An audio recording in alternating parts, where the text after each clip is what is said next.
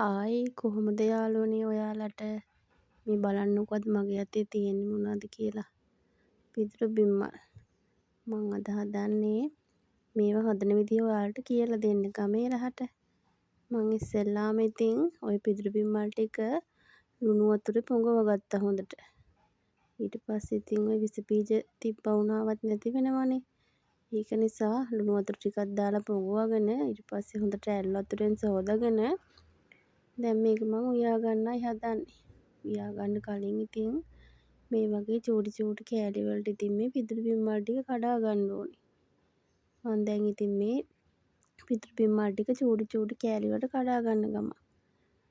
මේවා ඉතින් හැමෝටම කන්න හම්බෙන කෑම නෙමෙයි. මේවා ඉතින් ගම්වල තියෙන කාලෙකට හැදෙන කෑමක්. හරිම රසයි යාළුවනේ. කාපු අය නම් මේ වගේ රහ දන්නවා ඇති ඉතින්.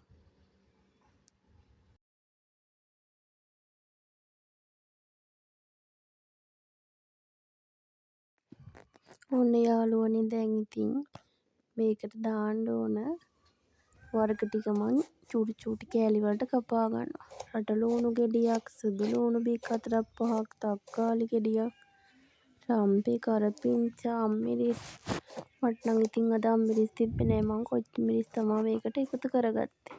ওই ටික කපාගෙන ලෑස්ති කරගෙන මං ඉතින් හට්ටියක් ලිපේ තියාගත්තා. අපි ඉතින් කෑම හදන්නේ දර ලිපේනේ යාළුවනේ.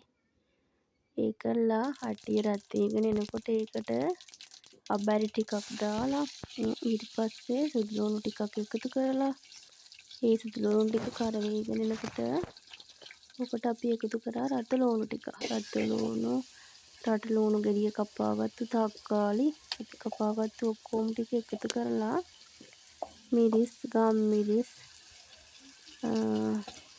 තුනපහ, කහ කුඩු ලූණු චුට්ටක් එකතු කරගත්තා. ඒවා නම් ඉතින් වීඩියෝ වෙලා නෑ යාළුවනේ. මං තනියම ඉතින් වෙන ගමන්නේ මේ වීඩියෝ කරගන්නේ. ඒක නිසා ඉතින් පොඩි පොඩි අඩුපාඩු තැන් තියෙනවා. ඔන්න බලන්නකෝ ඉතින් මේ ඔක්කොම ටික ආම්පාන ටික දාගෙන උයාගත්තෝ මගේ පිදුරු බිම්මල් එකේ පාට අසලයි නේද? හරිම රහ පාටයි. මෙහෙම තමයි ඉතින් අපි ගමේ ගෙවල් වල පිදුරු බිම්මල් හදන්නේ. මේක ඉතින් කාපු කෙනා තමයි මේ වගේ රහ දන්නේ. බලන්නකො ඔන්න ලිපෙන් බාගත්තන් පස්සේ තියෙන ලස්සන. එහෙනම් යාළුවනේ මං අලුත් කෑම හදන රෙසිපි එකක් අරගෙන ඊළඟ වීඩියෝ එකකින් එන්නම්. අදට මගේ වීඩියෝ එක මෙතනින් මම නතර කරනවා. ඔයාලා හැමෝටම බුදු සරණයි.